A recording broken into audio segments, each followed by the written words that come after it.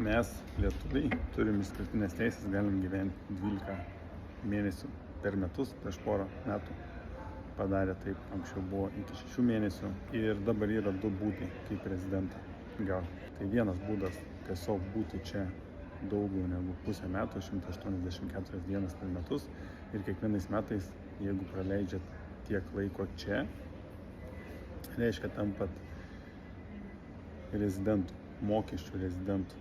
Ne patys rezidentų, bet mokesčių rezidentų. Čia 2 atskiri dalykai. Esat mokesčių mokėtojas Gruzijoj, nebūdamas Gruzijos rezidentų. Čia vienas dalykas.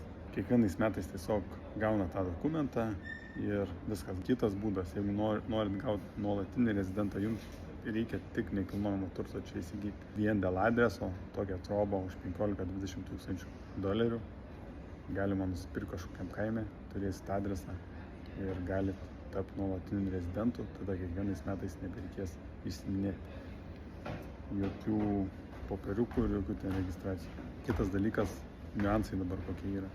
Tai aišku, iš pirmo varianto jums reikia būti čia ilgiau.